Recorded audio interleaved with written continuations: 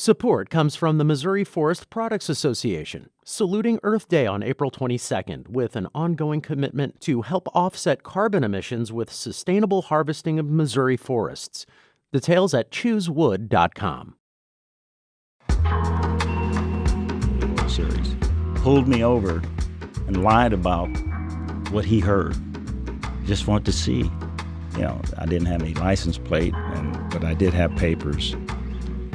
Where do you get this car? I won it. You won it? Yeah. How'd you do that? And I said, well, I won it in the World Series. And he looked and he puzzled. He said, you're, I said, that's right. He said, could I have? I said, no. You can't have anything. If you're through with me, I gotta go. I'm Sarah Fenske. This is St. Louis on the Air. Hall of Fame pitcher Bob Gibson died Friday at the age of 84. The St. Louis Post-Dispatch was the first to have the story, reporting that Gibson died under hospice care in Omaha. He had been battling pancreatic cancer for more than a year. Less than a month ago, Gibson's longtime teammate, Cardinals great Lou Brock, also died. Gibson's honors are many. He was a two-time World Series champion in 1964 and 1967, a two-time Cy Young Award winner, a National League MVP, a 9-time All-Star, and much more. He ranks first among Cardinals pitchers in wins, games started, complete games, shutouts, innings pitched, strikeouts, and ERA. We had the chance to talk with Bob Gibson on this show in 2015. He'd just come out with a new book, Pitch by Pitch, My View of One Unforgettable Game. It told the story of the first game of the 1968 World Series against the Detroit Tigers, when Gibson struck out 17 batters. We first asked Gibson why he chose to focus on that first game of a series that the Cardinals ultimately lost in Game 7. The World Series is probably the most important time of anybody's career, not just that year, but anybody's career. And that's what you aim for at the beginning of the season, to get into the World Series. And to have that and pitch one of the best games of your entire career at the time when it was the most important, I thought it was just nice to tell that story. The strikeouts weren't that important to me at the time. I think probably it's a little nicer now than it was then. But that's not what you really aim for. What you aim for is to win the ball game. And I was about to win the ball game, and that was a little more important. And I always liked to pitch. I didn't like to waste a lot of time. And when Tim came running out behind home plate, I had to stop. And that was driving me crazy. Let's go, let's get it over with. Tim, of course, is Cardinals catcher Tim McCarver. They were paired for nearly 200 games and became close friends. Well, McCarver started out as a problem as far as the race was concerned. Mm-hmm. And to see him go from who he was to who he became was just wonderful. And not just him, though. You know, I did a lot of growing up myself. Mm-hmm.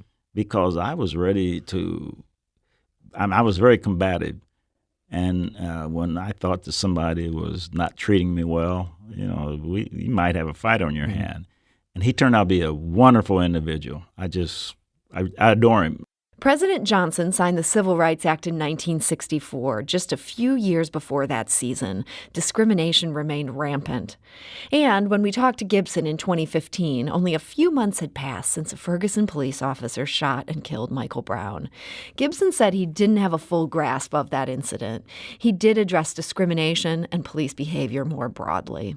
I have yet to figure out how the police can get away with some of the stuff they do, and just saying it was in the line of duty. I remember once, and it wasn't like Ferguson, but I like to drive a motorhome. That's what I do. August Busch gave me a motorhome when I retired. Mm-hmm. And I was driving through California with Gene Gieselman and his girlfriend and me and my girlfriend, and there was a cop just following us. He got behind the motorhome. He just followed us. And after about 10 minutes or so, he pulled me over. And I got out and asked him what was wrong. He says, I noticed that you only have one license plate, and it's on the back, it's not on the front. I'm from Nebraska, and It doesn't require two. It's just one. On the front, I had a license plate that had two Cardinals on it. And I thought, why is this guy stopping me? Why is he stopping me? And the only thing I could come up with was harassment, period. It will happen. I've had several things. When I won the MVP of the World Series in 1964, and that's before they had the interstates finish here, I was driving to Omaha, and I was going through one of those little small towns in Missouri. A guy pulled me over and said that he had a report that somebody had stolen a car just like that, the Corvette that they gave me for winning the MVP of the World Series. Pulled me over and lied about what he heard. Just wanted to see. I didn't have any license plate, but I did have papers. And where did you get this car? I won it. You won it? Yeah. How'd you do that? And I said, well, I won it in the World Series. And then he looked and he puzzled. He said, you're, I said, that's right. And he said, could I have? I said, no, you can't have anything. If you're through with me, I got to go. But see, those kinds of things happen. It still happens. And so, but I don't know. Sometimes some of the guys do some things to cause some problems. And I say some of the guys, some black people do things to cause problems with the police. Some don't. I would imagine the majority don't. But to see it happen is not surprising. Bob Gibson spent his entire 17-year career with the Cardinals. That was, of course, before free agency was part of the game. And despite all of his success, some of Gibson's most vivid memories are of when he failed. For example, the last game he ever pitched in 1975. The one I remember most vividly is the last home run hit off of me. I never threw another pitch after that. It happened to be against the Chicago Cubs. Pete LeCoq, I was coming out of the bullpen. Red put me in the bullpen the last week and a half or two. I wasn't pitching at all. They wanted the young kids to pitch, and I made a huge mistake by telling the organization at the beginning of the season that this was going to be my last season. If I had to do it all over again, I would never do that. But when I told them that I was going to quit, then they start easing up on letting me start, and they start pitching the kids. So I came in down in Houston. I'll remember this, and it was about 10 days or 12 days left in the season. And Red says, we're out of pitchers. Would you pitch the 10th inning against Houston? And I said, yeah, I'll pitch. So I came out of the bullpen in the 11th, and I struck out 3 guys with 9 pitches, 9 fastballs. Didn't try to throw anything else. And Red says, 3 days later, I pitched in Pittsburgh, and I pitched 5 innings in relief. And then 2 days later, he brought me in here in St. Louis. I came in with the bases loaded, Pete LeCoq hitting, and he hit a home run. And the ball game was over after that. We did hit in the bottom half of the inning, but when I walked off of the mound, I went in to the clubhouse, took a shower, and went home. After his playing career, Gibson went home to Omaha. He served on the board of a bank and started a restaurant. He returned to the game as a coach a few years later and coached for 3 teams, the New York Mets, the Atlanta Braves, and the Cardinals. The Cardinals remained his baseball home. He continued his long association with the team as a special advisor. I call myself a celebrity coach. I don't do anything. They have parties, and I attend the parties. I like to have a little cocktail every once in a while. But I for a while, I was going to spring training. Every spring, I would spend the entire time down there, not necessarily coaching, but being available just in case some of the guys want to ask me some questions, just to be there. And now it's pretty much the same, but I don't go down to spring training that often. I'm got a few years behind me, and it gets a little bit tough. I've had a couple of knees replaced, and right now I need an ankle replaced, but I'm not going to get it done. But just being around. And one thing the Cardinals are good for is keeping some of the old guys around and letting the young players ask questions or just to see who they are. And the Cardinals are outstanding with that.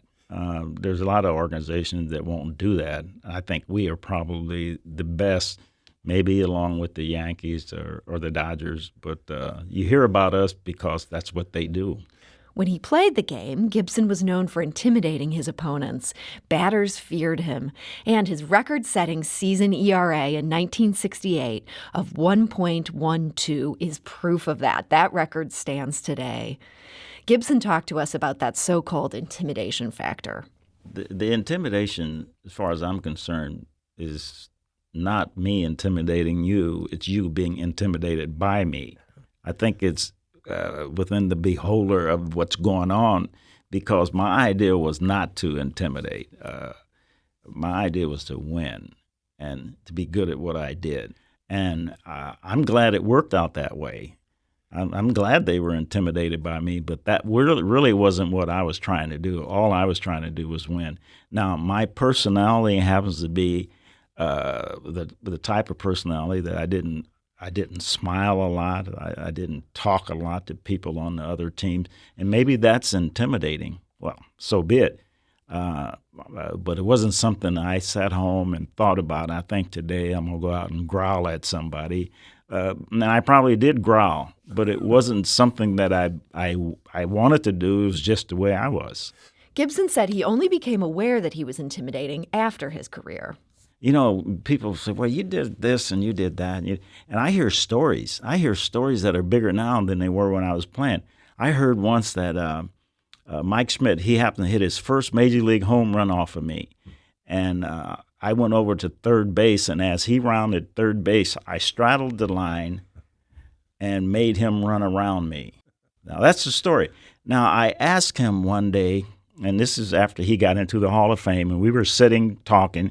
I said, what about that, me straddling the line and making you run around? I said, did you see it that way? He says, no. What happened, I hit the home run, and he said, out of respect for you, I didn't know whether to run in front of you or behind you, so I took a couple of slow steps until you passed me, because it happened to be the home run to win the ball games in Philadelphia. And that's the true story. Bob Gibson was enshrined in baseball's Hall of Fame in 1981. He joined us on this show in 2015. St. Louis Cardinals owner and CEO Bill DeWitt Jr. said of Gibson's death, quote, Bob Gibson was arguably one of the best athletes and among the fiercest competitors to ever play the game of baseball. Even during the time of his recent illness, Bob remained a strong supporter of the team and remained in contact with members of the organization and several of our players. He will be sorely missed. Pitcher Bob Gibson died Friday. He was 84.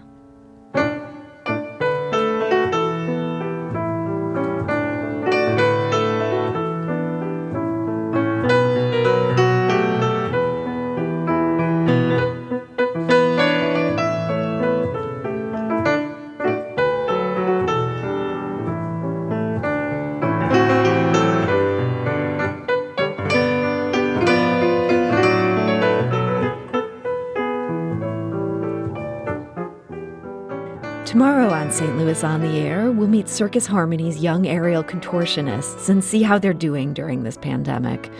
We'll also discuss what happens when the president gets sick historically with Peter Castor, chair of Washington University's History Department. Podcast episodes of St. Louis on the Air are available at stlpublicradio.org, or you can subscribe for free on Apple Podcasts, the Google Podcast app, or wherever you get your podcasts. St. Louis on the Air is a production of St. Louis Public Radio 90.7 KWMU. Thank you for listening. I'm Sarah Fensky.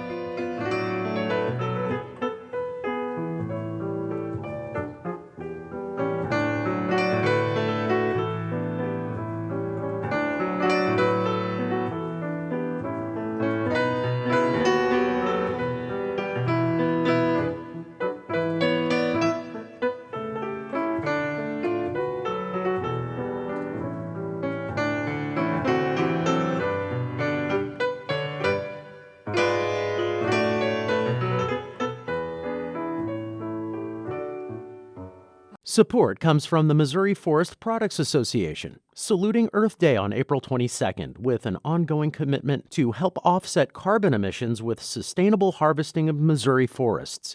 Details at choosewood.com.